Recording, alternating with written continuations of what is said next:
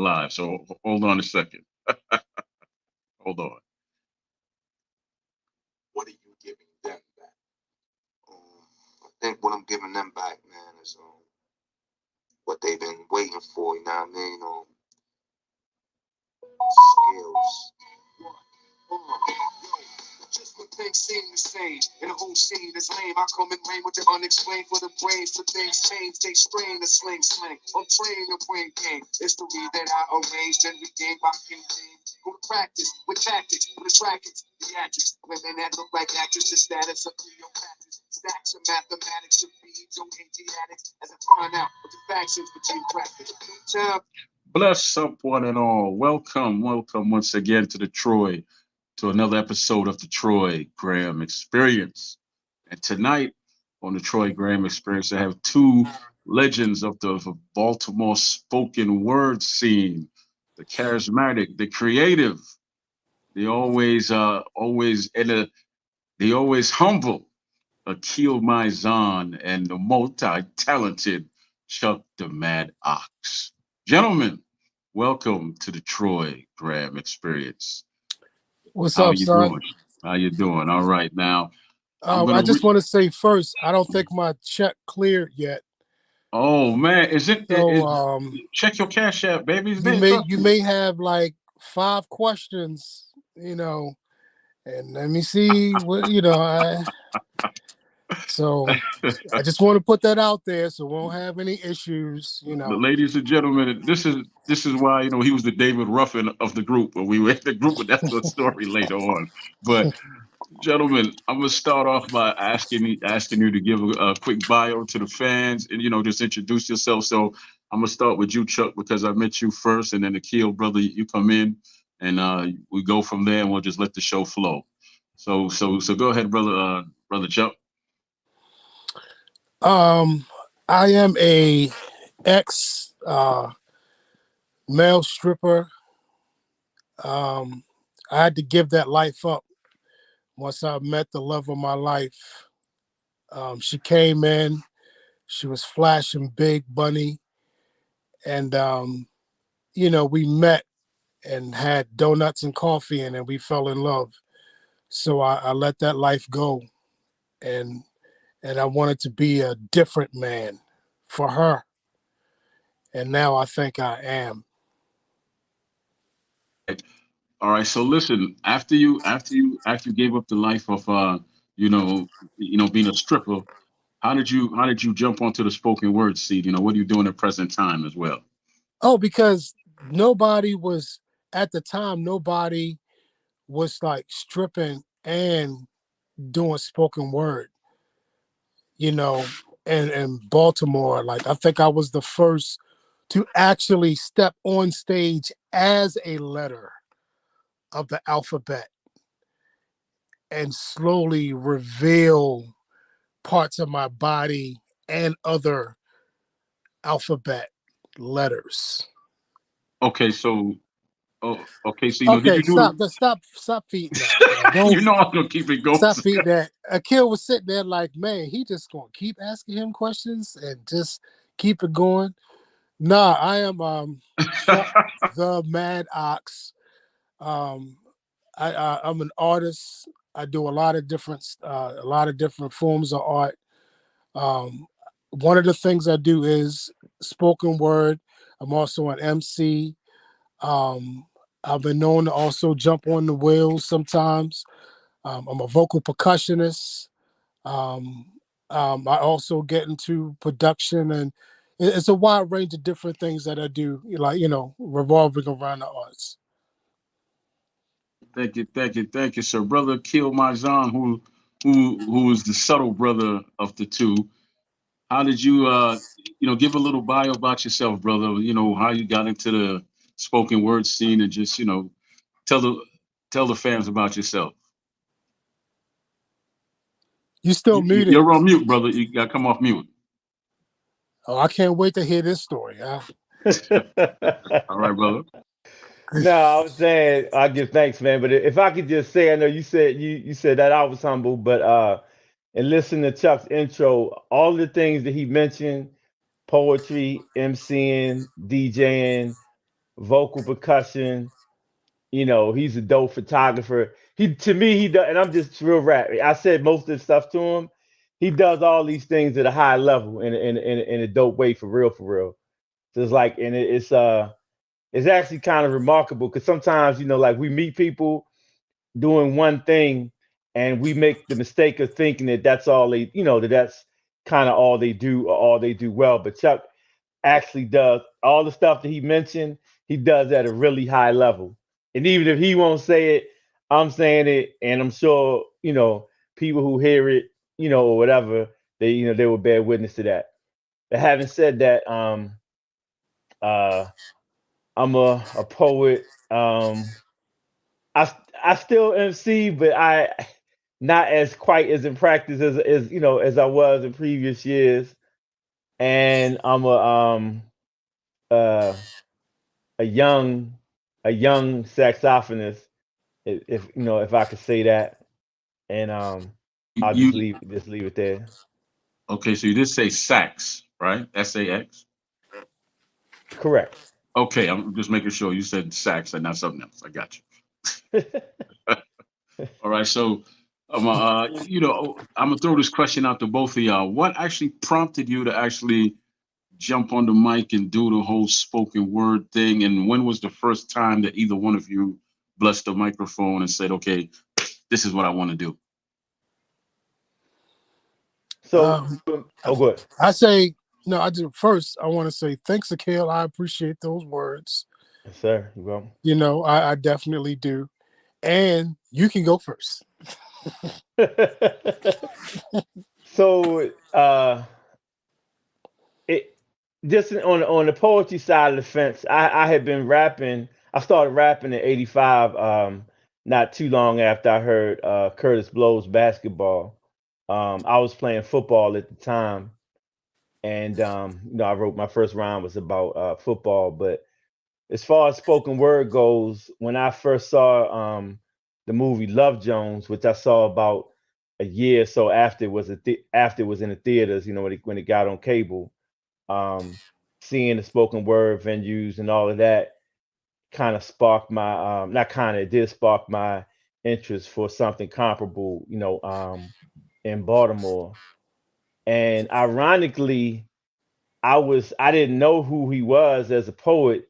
I'm a member of the Nation of Islam, FOI, and in the '90s, one of the primary places that I sold, the Final Call and bean pies and carrot cakes and whatnot, um, was Northern Parkway and Lock Raven, which Chuck lived around the corner from, and he would get pies from me from time to time, paper from time to time, and we regardless of whether we did business or not, it was always peace, bro. How you doing, and things like that. And when I was surprised that I remember it was at Kay's Cafe. Um, I don't know if they were featuring or they just performed, but whoever was hosting introduced the family, and I saw Chuck, and I think Karim is, and Gary Logan, and Femi the Dry Fish. You know what I mean? You know, Walking up to the stage, and I was like, man, I know that, bro. You know what I mean? That was, but for me personally, the first time as a poet was at this event called oh man, how we started? I can't remember the name right now. Oh, Whose spot was it? it was a sister. She had a bookstore. It was a real dope name. North She was Star? no. Oh man. That's crazy. Um, but if you said it, I would recognize it. But she was like, auntie. It wasn't Jackie Tari, but they probably, were peers around the same age. Which I could, the name of the bookstore was super dope. But anyway, and you know, um, they showed me, love.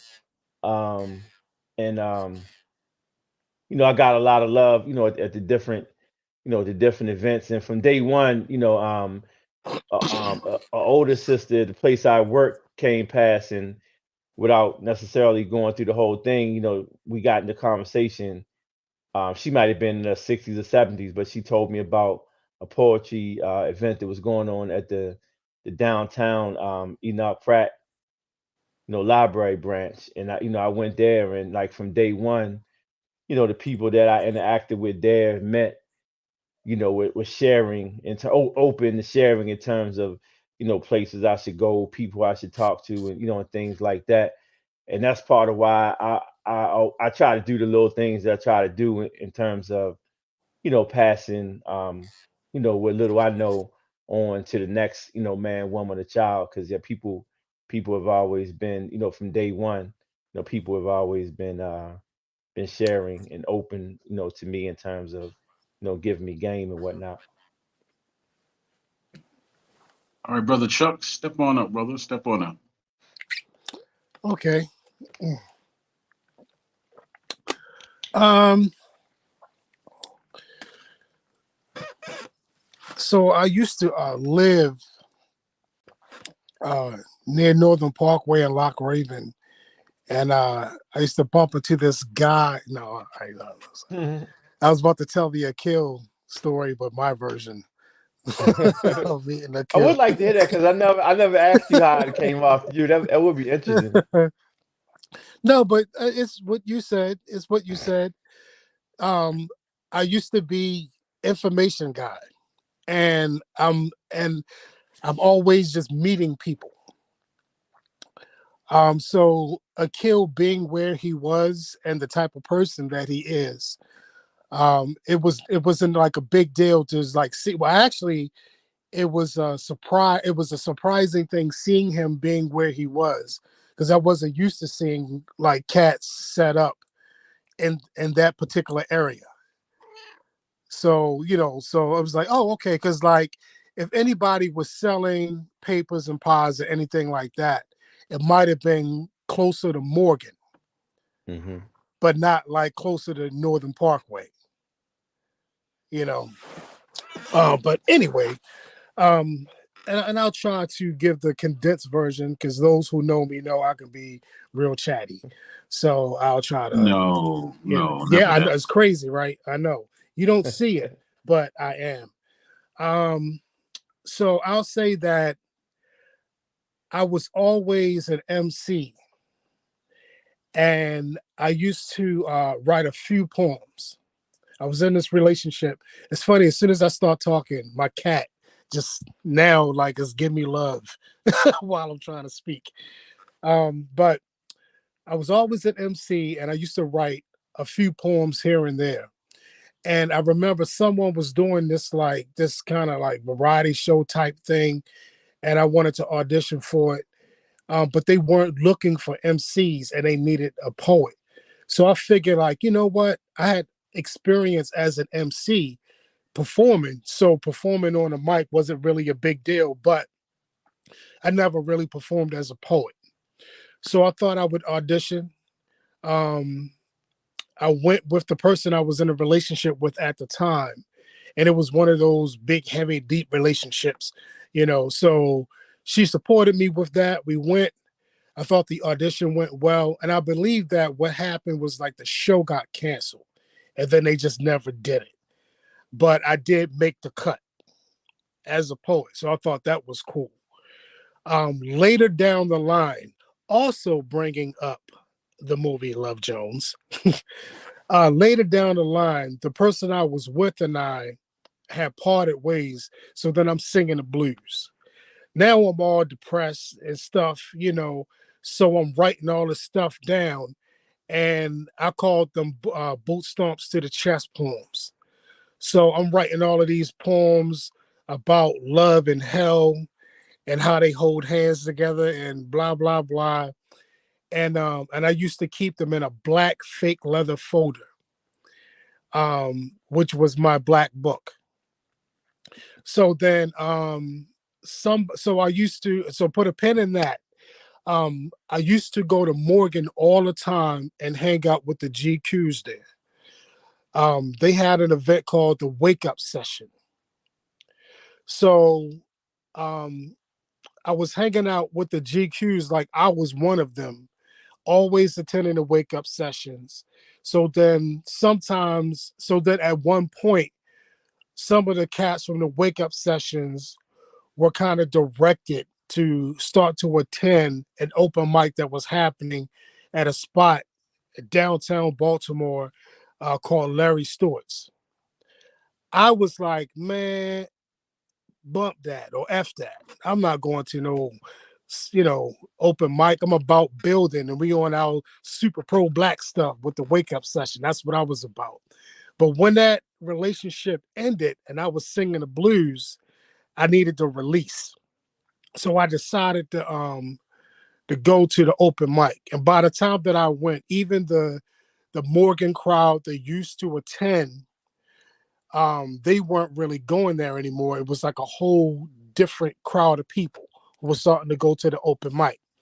So I went singing the blues. I'm not a big drinker, so I ordered like a fuzzy navel, had all of this ice in it. Now my drink is all watered down because I'm basically sitting at the bar staring at my drink, looking all sad in the face, waiting for them to call my name up. And then this one guy, this really tall elder, walked past me with his daughter, um, and sat in the back. I was like somewhat in the middle of the spot. So then they called my name to go up. I came up with the name Chuck Maddox and his Black Book of Thoughts. I read my first poem, or I read my poem. It went over extremely well.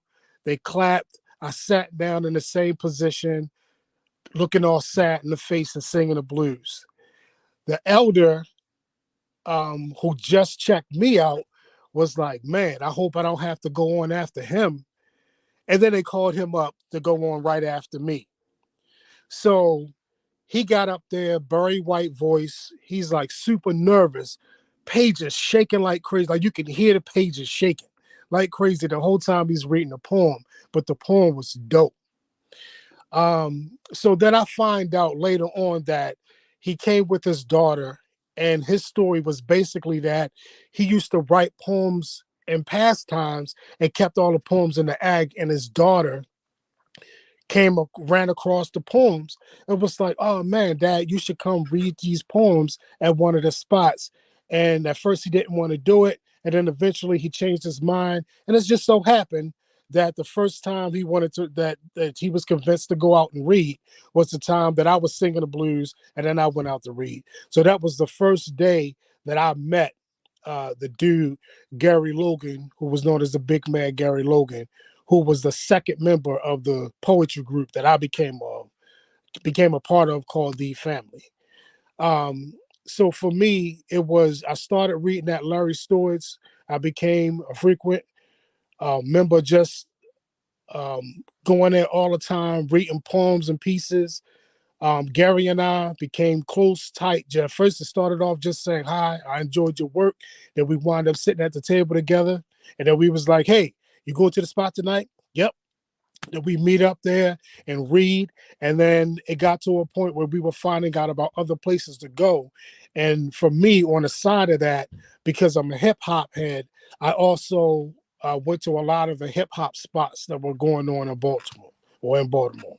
So there was always a with the motivation of my style, I guess, is kind of hip hop based, and this was all like early '90s, I would say. Um, and I think what also sparked the interest is that, like, when I saw Love Jones, because I really loved the movie, I thought it was dope. I didn't think it was like a spoken word movie, but I thought it was just a movie about two artists, one being a writer, one photographer. But still, that scene of art is what pulled me in. And then I realized later on down the line that that scene also existed in Baltimore, and I never really knew. All right, brother. Now, this is going to be more or less a layered question for the both of you. Number one, how long have you been on the spoken word scene, and how far have your talents taken you? Have you gone to other cities, other countries? Have you got to perform for like any like say have you opened up for any major artists? Any one of you For could go first. me, It doesn't matter. okay. For me, I think this year, right around this time, actually, it's been 25 years. I was introduced to it in 1999, around this time. I've never opened up for anybody, famous other than people who were, famous within the circles that, we roll in. But I don't think famous in terms of what you're talking about, like nationally. Um, and really not that far. Mostly in the not mostly, almost exclusively in the DMV. The furthest I went up is Philly. Um, yeah, Philly, like Philly, DC, Baltimore, and Virginia a few times, but mostly Baltimore for me, for real, for real. Um, I traveled to Krypton before it blew up. Um, I like underground hip hop scene. Uh, allowed me to perform in like Fraggle Rock. Um, I've been in the forest, rock, bounce heads with the Smurfs. I'm not the best swimmer, but I had like a underwater apparatus invention type thing that was kind of magical, which allowed me to breathe underwater and speak. So I was able to also rock with the snorks. Um, They and called you Aquafresh at that time, right? yeah, yeah, because like they thought what I said was so inventive and smelled wonderful at the same time. And particularly like in snorkeling because everything smelled like fish. You know. Um, but nah, I think for me, I've never traveled outside the country, but I've traveled at a lot of different places around the U.S. Um, a lot of colleges. It's been a stretch. Definitely beyond just being in uh, Philly and Baltimore and D.C. But like I've been to like Massachusetts and it's a lot of other places. Like I've definitely hopped around the U.S. Doing stuff. I'm trying to like You've been just in New York. think it all together. But I've definitely traveled around the U.S. doing stuff. Um, and as a solo, I've opened up, I guess, a few times for some cats. And then because I'm a music whore, I've connected myself with a lot of like bands or groups and with people. And so also through them, that allowed me to be able to open up for some signed acts. Like I don't go around like, yeah, I opened it for such and such. I'll be trying to flex like that. But I've been given some opportunities that I thought, were great. You know what I'm saying? And sometimes like you don't even realize how certain things might be a bigger deal than other things, bring it to your attention. Like you'd be like, hey, he about to perform at the such and such. And they'd be like, wow, you about to perform there? And like I don't even be thinking about it like that. And we're like, well, yeah, yeah. Because to me, I just see it as a gig and just Right. another place to go and just hope that I do a good job and rock, you know. Okay. Now, now I know there's been a lot of brothers I spoke to that were on the scene as some kind of artist, whether it was spoken word or they were musicians, and then they got into the family life, and then they left and went corporate. How did you two stay in the game so long and not fall out like most of us did and went to go get jobs and so forth? Well, no, Well, no, no. How do you balance that life, working and then being an artist as well? well, for me, I mean, I always had a well, basically 99, pretty much always had, a day job, and as it's implied in the name, not saying I never work evenings, but I work during the day, and because most, pretty much all of the artistic events that I was a part of, not all, but most of them are in the evening. So that gave me a time to work during the day, and then ideally, I get a little nap in the in the afternoon, early evening, or whatever, you know, um, and go out in the evening. So for me, it was simple. It's a blessing. Sometimes I may forget that a little bit, but it's definitely been a blessing. But for me, it was kind of simple as that. Just that part. You know what I mean? It's like, it's not like, because most of the stuff for me that I've done. I mean, like I said, I have been to other places, but mostly, predominantly, it's been in Baltimore. So you know, work during work in the morning, afternoon. You know what I mean? Take a little nap, ideally, come back out. Do it over again. Um, let me see. I'll say that for me, um, in past times before I was married, um, I might have like a bunch of part-time jobs, which made it easier for me to take off and do gigs. And then um, I used to cook in a lot of restaurants. So if I knew that I had a gig coming up, I would just always try to take off like a week ahead of time so I wouldn't have any issues.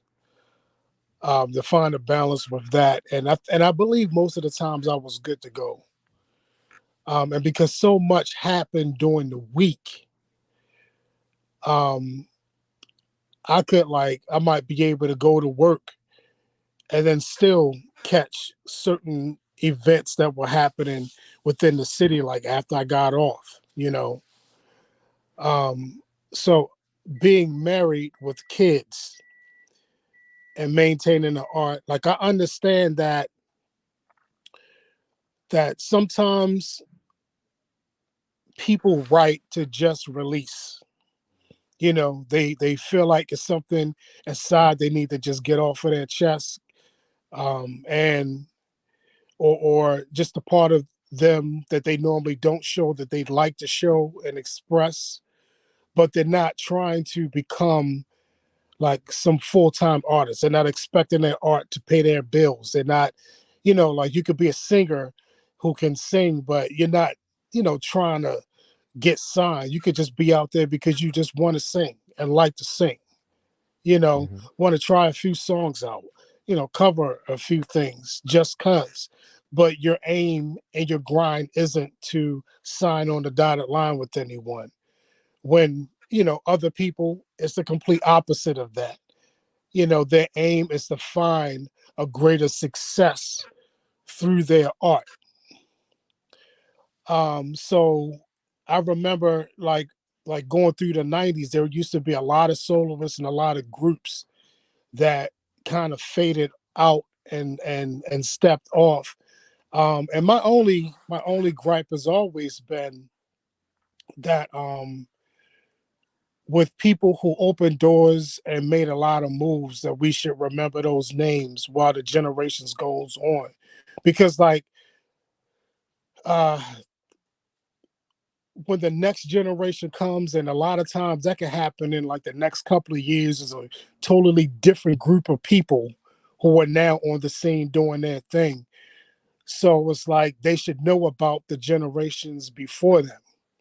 You know what I'm saying? So they're just not forgotten. They should know about some of the venues that used to be the hot spots, because a lot of them were black owned businesses, And those black-owned businesses helped to keep that art alive for those that were doing it during those times, Definitely. you know. Definitely. Perfect example, um, brother Larry Lancaster and I were just talking about the heritage that was on North Avenue. And when the Hmm. brothers had that building, they were doing events in the building and they had a movie theater over top. So they were doing events downstairs and they had the movie theater upstairs, you know, just trying to do something different and inventive. And eventually it didn't work out in the long run, for whatever reason, maybe lack of support or what have you. I don't know the details, but just the fact that, you know, we had those kind of businesses on that strip, that were black owned, where, you know, cats were trying to make those type of moves. And that was one of the places where some of the shows were given, you know, Hmm. events happen, you know, whether were hip hop or spoken word events, like things were happening there. And we shouldn't just kind of push those places under the rug, you know. Um, Monique, the comedian, used to have a comedy club, and the spot where her comedy club was after she left, some friends of ours started an open mic at that spot, and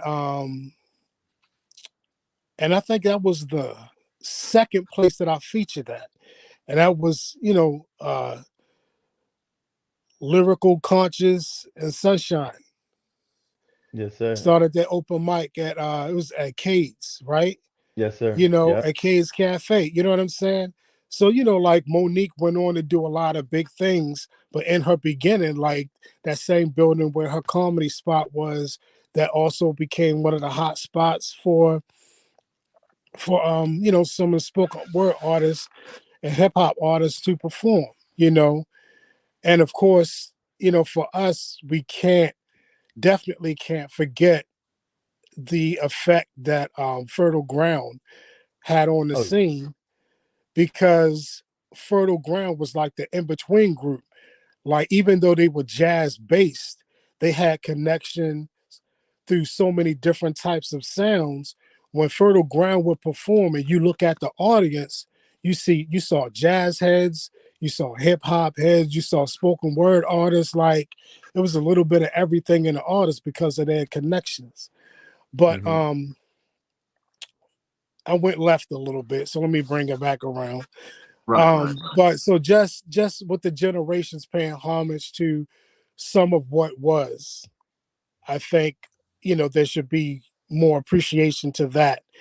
And you know, you learn to find a balance. So I saw where certain groups would disappear, or solo artists would disappear because they kind of grew out of no longer going to the open mics and things of that nature anymore. You know, it happens. You know, you might have been the cat who was always dancing at the club, and once you reached a certain age, it was like, yo, I gotta pay these bills. I gotta, you know what I'm saying? That wasn't your main thought anymore, you know. But then 10, 15 years later down the line, you know, you might be back out there again because you want to see live music. You know, if you want to dance, I guess for us in Baltimore, like, you might go to Melba's,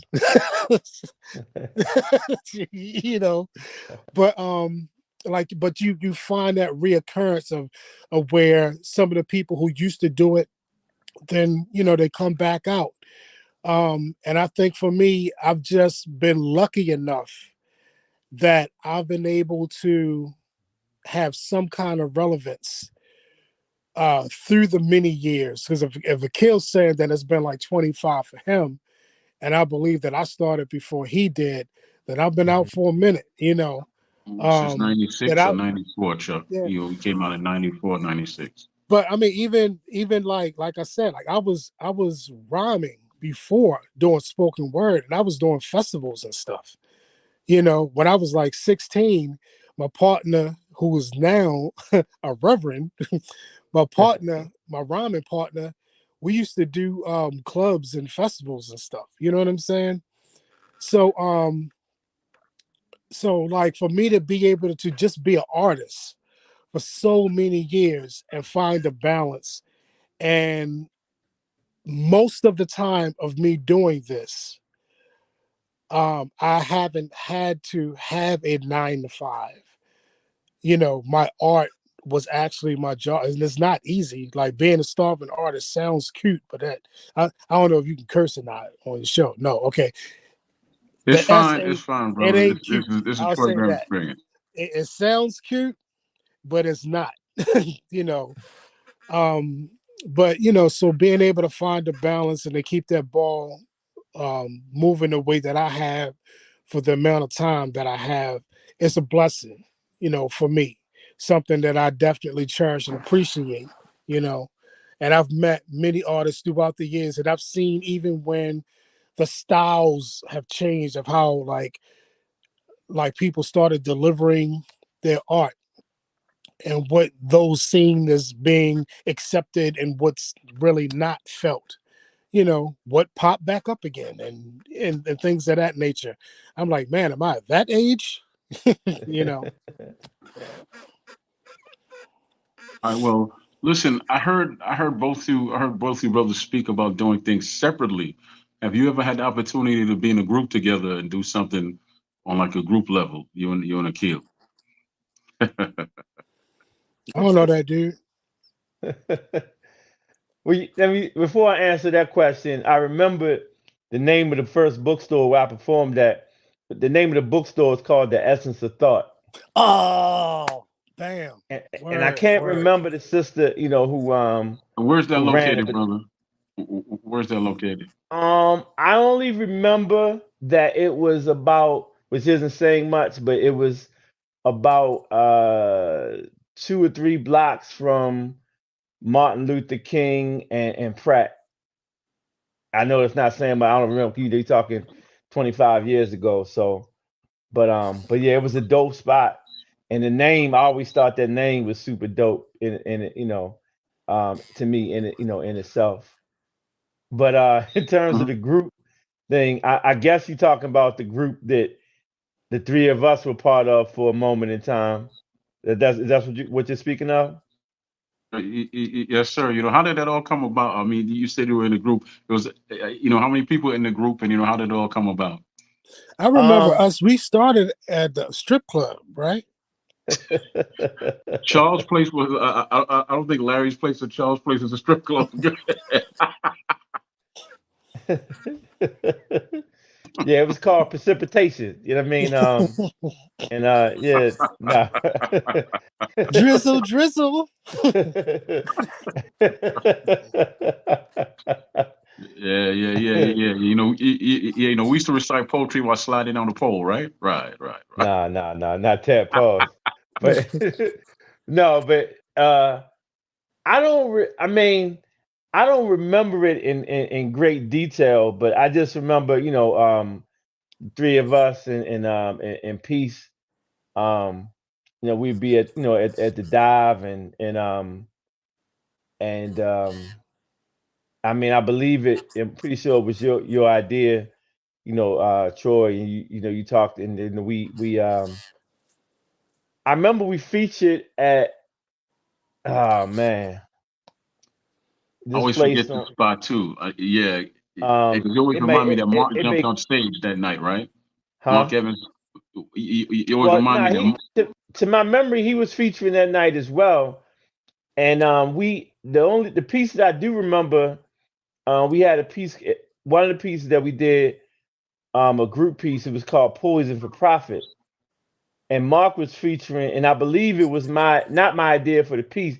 The piece, the concept for that piece was your idea, but I believe it was my idea, knowing that Mark was going to be there, and among the countless songs of his in his repertoire, he had a song called, Hey Nigga, that I thought would be a good like intro and outro slash hook to the Right. piece that we did, and he was with it, and it I think it came out pretty well. I wish it was some, recording of it or whatever like that. But And I think we might have performed at the dive, but I don't remember too much beyond that. Okay, Chuck, what you remember about being in a group with with these two strangers here? I remember not getting my money. I told Akil to pay you. Oh, okay. Oh, dang, Akil, he just threw you under the bus.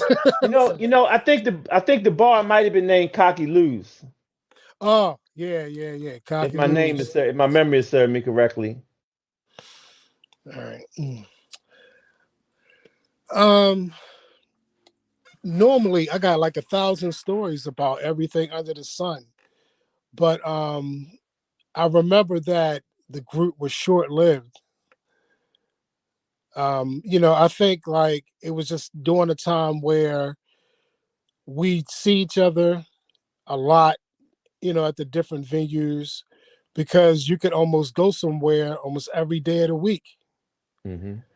Um, and you get caught up in the excitement of and the energy of performing with cats or seeing cats do what they do and wanting to be a part of their art and seeing what you might be able to do together and things of that nature.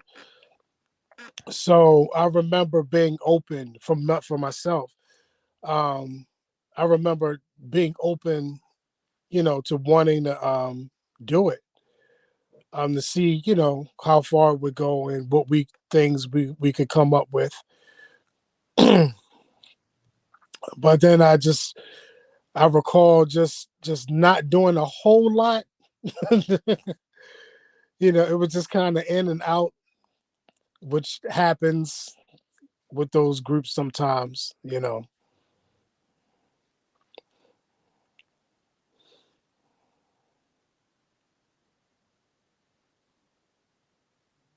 I'm done. I'm still here, brother. I'm still here. Oh, I was about to type something in the chat. I want to shout out to there's a brother in the chat called a Red Glove Militant, and there's Frankie Blanco in the chat. There's also Puro's in the chat, Ghost and Harold, and there's a few other people listening. So if you have any questions for the brothers or anything like that, but I tell you what, the group, yeah, it was something that I came up with a concept for, and I'll tell you why. uh you, Chuck, right, when we were younger, always to me were like a whole. so you saying I'm not younger now? Okay, well, let's say when we were less mature, right? So Okay, all you, right, all Chuck, right. to me were like a whole grand orchestra in yourself, because you came with the book, you came with a personality, and you were a standout, right? So I said, okay, let me reach out to him right, for that reason. Akil was very subtle, but he was very purposeful, right?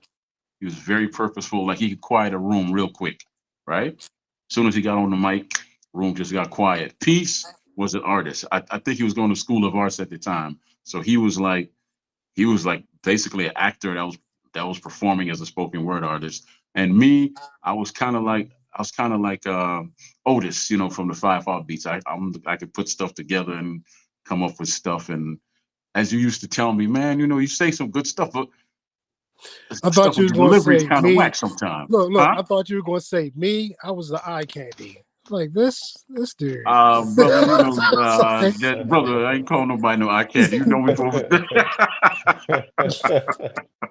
it's like they But had their position, but I look the best.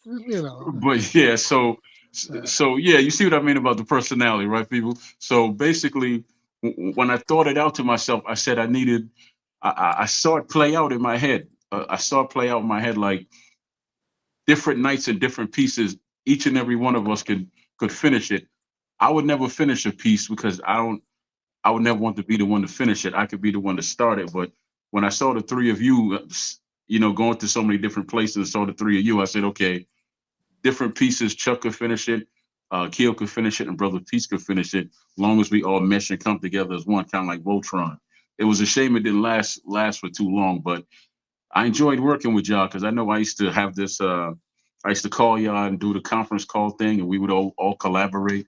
And it turned out beautiful while it lasted. But each and every one of y'all, I had so much respect for you. Like I did not want to go up after Akil. I didn't want to go up after you, and I didn't want to go up after Peace. See, I didn't want to go up after you because you were bold enough to say, you know what, you're actually good with words, but you know your delivery sometimes is kind of flat or whack, you would say, but you're real good with words. And I got that New York attitude of me. I said, how could I piss Chuck off tonight? That was my New York attitude when I was younger, right? So that was my thing, man. But yeah, it was very short lived, but it was very powerful to me because you know we're still talking about it to this day. But let's move on, man. Have you, have you gone into the schools and done anything with the kids, any type of teaching or anything like that with the children? And are you working with any nonprofits at the moment? I have on the case. I never. It's never been like a consistent job, like a weekly type of thing. But on occasion, I've been blessed to to do that here and there. Um, and I believe it went well, but sometimes you can't. It's hard to gauge, but I believe it went well the different times that I was blessed to do it. All right, Chuck. Um, yeah, I used to go in Arkham Asylum and do some poems in front of like Poison Ivy and the Penguin and the Joker, just to give them another perspective. You know what I'm saying? I can see you freestyling with the Riddler. You know, well, see, when I tried to do stuff in front of him, he was too judgy. He wasn't trying to listen. No, I don't. I won't say that there's anything in particular that I'm doing right now, but in general, like if it's anyone that I know that's doing something, and if they need or wanted me to help them with whatever it is that they're doing, and particularly if it's like performance based stuff with the kids, they know that's all they have to do is call, and we'll work it out. So that's how it's been for me forever. And in past times, I used to have a talking session. I used to do talking sessions with sixth, seventh, and eighth graders, sixth, seventh, eighth, and ninth graders. Beyond that, um, also used to try to put on like performances for high school students by just bringing in local acts. Where like it wasn't even about connecting with the nonprofit because I didn't want money involved because my thought process was that once you have the money involved, it kind of changes up what you're trying to do. You know what I'm saying? It can change up what you're trying to do. So I had artists that were just willing to volunteer their time to perform in front of the kids, and we were going to the effed up schools, the messed up schools. And it's just a matter of letting the kids know that, like, look, we still see you, we still think about you. Don't think that you are forgotten. Like we care, and we're gonna show you in some form of fashion through our art of how you thought of, you know. So I did that for a couple of years, but like I said, in general, if anyone was doing anything in schools or through schools, which I've attended with friends of mine, plenty of friends of mine that have done things in schools, different grades. That's all they know. That's all they have to do, which is hit me and let me know what's up. Schools or the jail system. That's all they know. They know that's the only thing they have to do is just hit me, let me know what's up. Uh, I got another layered question for you. I know you did a spoken word scene for a while. How many albums have either one of you put out in your travels? And you being a producer, have you worked with other artists, Chuck? To help produce their art and Akil.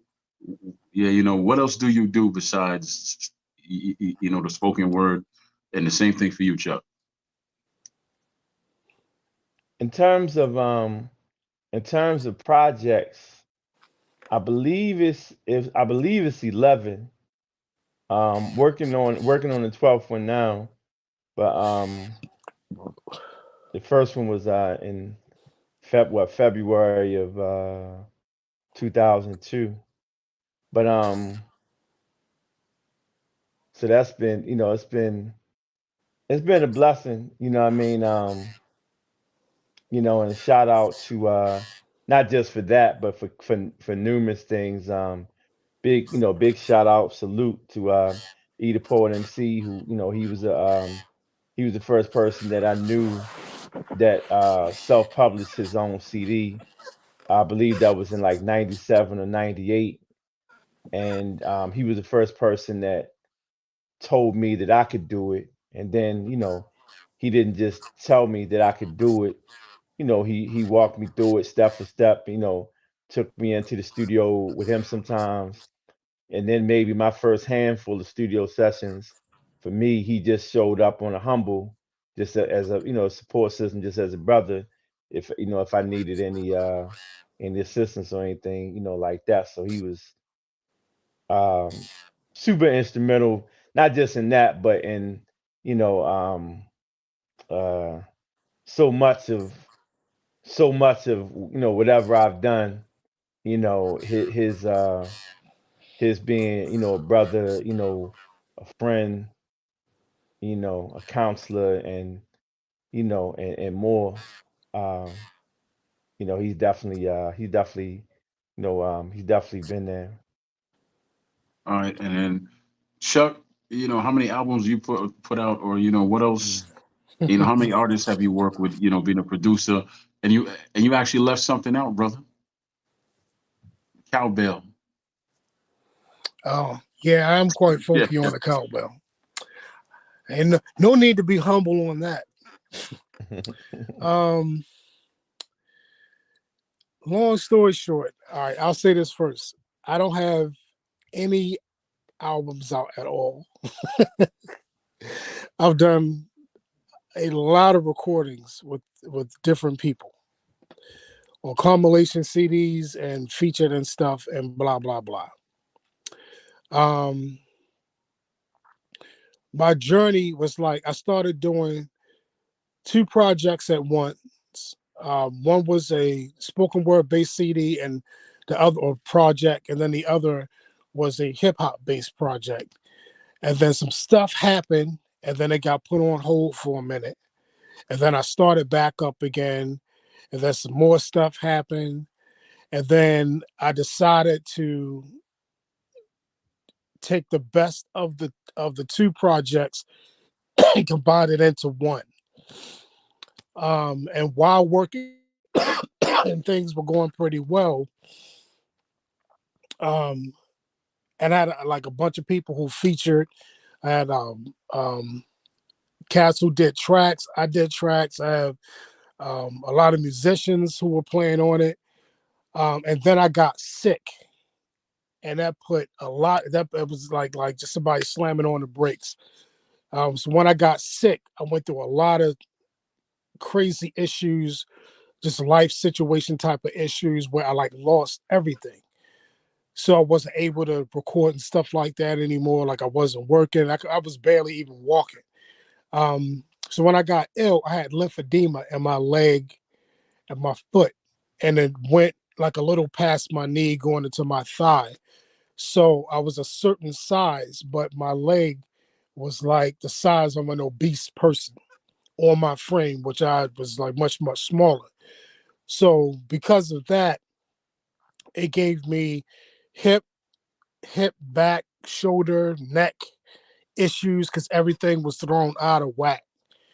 And I'm basically dragging around my leg. Like I look like I had a He-Man leg on a G.I. Joe character. You know what I'm saying?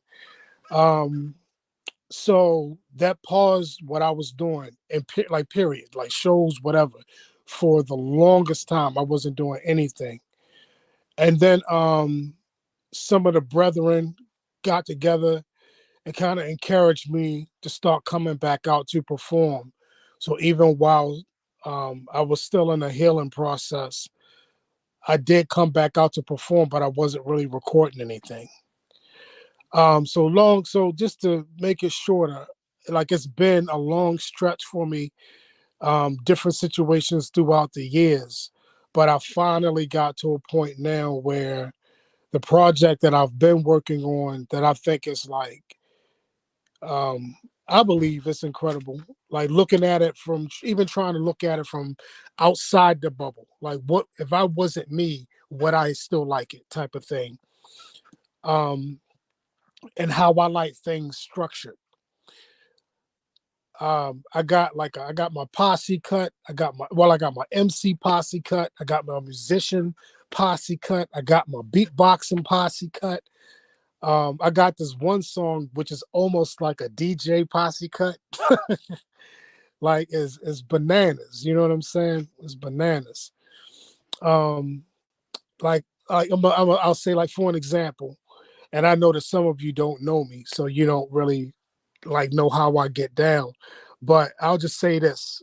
Um, like I have one song where it's a DJ scratching off of a guitar sample, right? The flip side of that is I also have a guitarist imitating DJ scratches, and it's in the same song. You I see what like I'm to hear saying? that. You Yeah, see yeah. what I'm Is that saying? online anywhere, Chuck? Where where everybody can No, hear it or no, no? no, no, no, no. That's some next level stuff, son. See what I'm saying? So I'm working on a lot of which I believe dope, innovative stuff. And I've done a lot of stuff with people. And I'm also connected to and a part of different groups, hip hop based, um, even like folk. So, I'm still working on the project though. But hopefully this is going to be the year, which was supposed to be last year. But hopefully this is going to be the year. Okay. Well, I tell you what, man, we coming up on 3 minutes left in the show. Is we at the 57 mark. What I'd like both of you to do, if you don't mind, is like maybe drop a little something from I don't know if a piece that you're working on, or maybe you could do a freestyle, but just give the people a little sample of what you do before we close out. This is a piece from years ago called The Artistic Iverson. It's like Ray Lewis blitzing you. It'll make you scramble. Or like the crossover from Venus, the crossover, not in practice. You got samples. We talk about practice, man. Not a game, practice. The faith I can get it this time. It's like Ray Lewis blitzing you. It'll make you scramble. Or the crossover from Venus and Serena. That's bad, man. That's bad. I leave it at that. I know that round too. It's not. It's pretty short too. I know Chuck is Uh, probably like he doesn't have any short pieces, nah, nah. but Well, give like a little sample of something that you're doing. If you don't remember, like you could do another. Just drop like a sample of something else you might know in your head. oh yeah, I think I got. I'm gonna try it one more time. It's like Ray Lewis blitzing you. It'll make you scramble, or the crossover from AI to the break your ankles, or the return from Venus and Serena to a place you can't handle. Like the Cy Young winner, hard to hit. Like Barry Bonds, hard to pitch. I'm so true. I'm a go-to guy and hard to stick. Like Jerry Rice, Barry Sanders, or Dr. J in their prime. Inshallah, I will manifest these desires in my mind. When I'm walking to the mic before I deliver the message, I pray you hype the way you see LeBron James or Ja Morant on the fast break uncontested. Like you don't know what he's gonna do. That's so not cool, man. I'll Nah, leave it's it. all right. I'll leave it there, man. I All right, tried brother. three All right, times. brother. That Yeah, ain't Chuck, gangster. you got something that you could give us in maybe in the next 2 minutes or three? I could try. Let me see All how right, far brother. I'm gonna get. Um, Man, that's real funny. I was trying to remember what Akil's first lines were, so I can keep doing It's like that. it's like a blitz from Ray Lewis, right? Yeah. Right, a kill. Wait a minute. Let me see. These Come lines are hard to around the kill. way. Oh, bad. Like a master in a kung fu flick with white hair. You scare easily. I place thoughts in your mind like smoking weed that got mad seeds. I proceed like the roots, complete like running this beat on a loop. Your style is cute, like puppies and baby style, like puppies and baby smiles. I'm wild style like the cold crush. Beyond the court, in a sport, being dope is a must. My tongue don't rust like adamantium. Give you three stripes like Adidas and Wolverine. Bury more MCs and watch them scream. I'm the mad one on this team. Strong as an oxen, like turbo and ozone. Ain't no stopping. The DJs, the MCs, those that pop locking around the world. They love hip hop. I'm not a goat, I'm an ox. Over extraordinary. Trained in the X room, taking out my adversaries. Been doing this since the lunchroom table. Chopped up rhymes that make the beats unstable. Mad with two D's like and tight tees, making you bounce your head to D's. Change shape like John Jones, connected to Ben 10. I'll Ben 10 when asking, who was your favorite MC that's everlasting? I'll top them and walk away with my big foot while I'm laughing. All right, ladies and gentlemen. Yeah. Like I said, that was the creative, charismatic, and always ready Aquil Mizan and Chuck the Mad Ox. I forgot to ask you to tell the world how you got the name Maddox. Oh, my name is Chuck Maddox, Mm-hmm. Maddox. So my stage name is Chuck the Mad Mad Ox. Ox, still And spelled with two D's. just verify so just real quick, verify something for the listening audience. What was my name when I was out there? Lie. The opposite, brother. The opposite. What was my name when I was out there, brothers? Just to verify for the listening audience. The truth. Wiggles? Huh?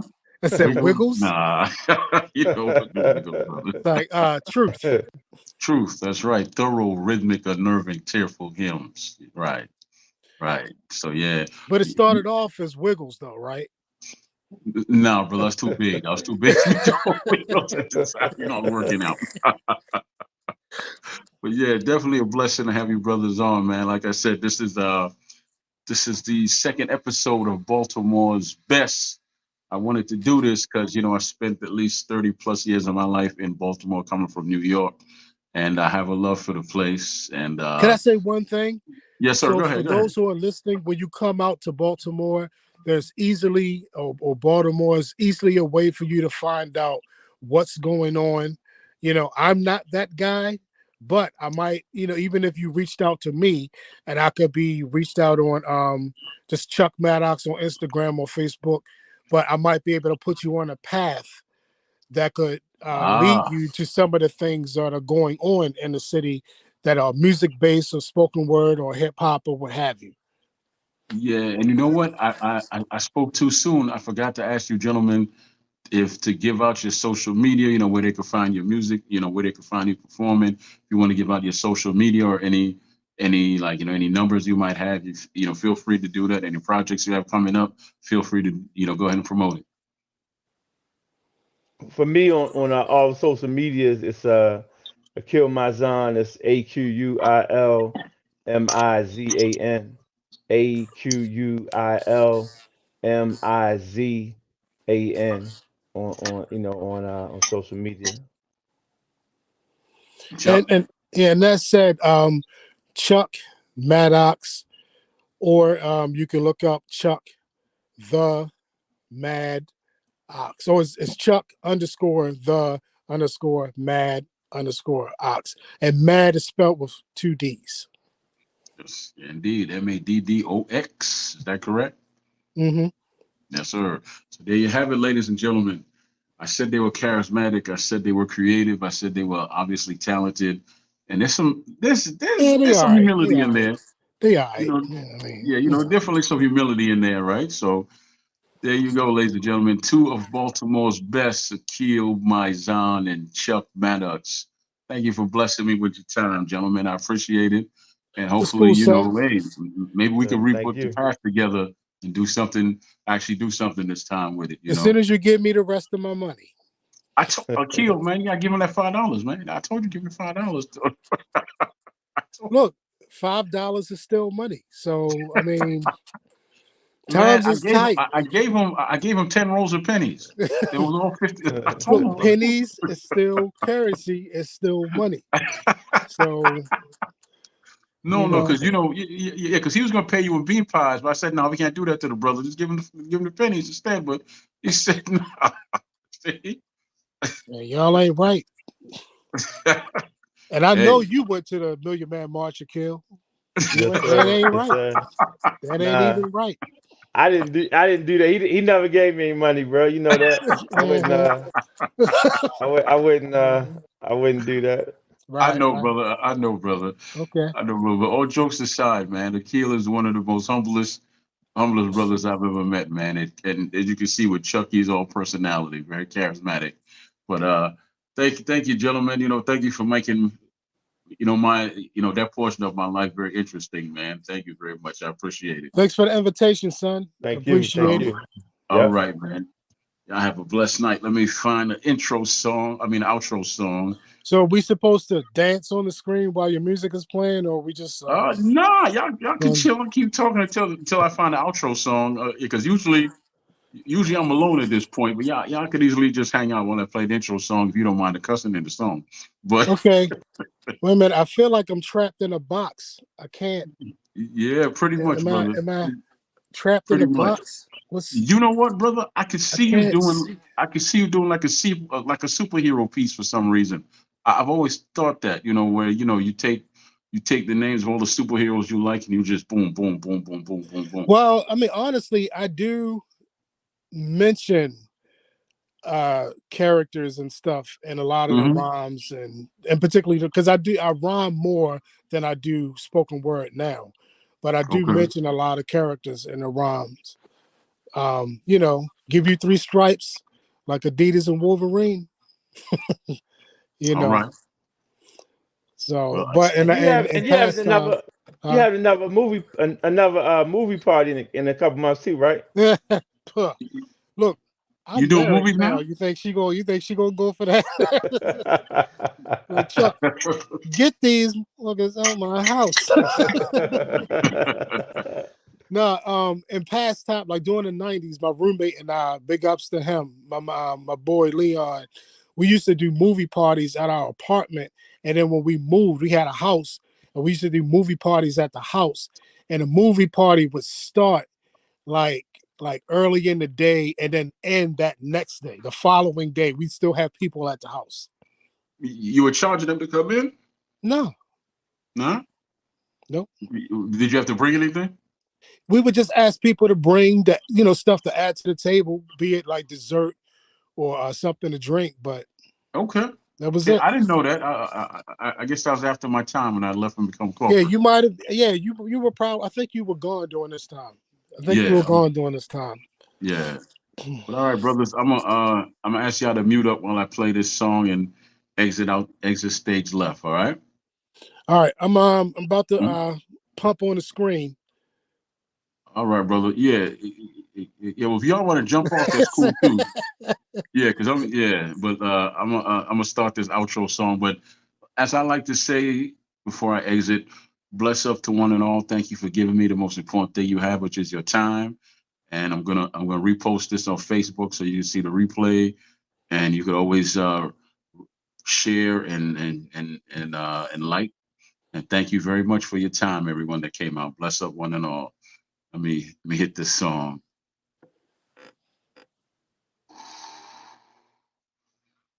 You're never gonna make it. You're not good enough. There's a million other people with the same stuff. You really think you're different, and you must continue. Think you're gonna hit it, but you just don't get it. It's impossible. It's not probable. You're irresponsible. Too many obstacles. You gotta stop it, coach. You gotta take this though. You can't be your pro. No one should have no more. Who the fuck are you to tell me what to do? I don't give a damn. You say you just approve. I'm gonna make one move. I'm gonna make it soon. And I'll do it. This is what I wanna fucking do. Cause all these opinions and all these positions, they come in millions. They talk in your vision. But now you can't listen. That shit is all fiction. Cause you hold the power as long as you're trying.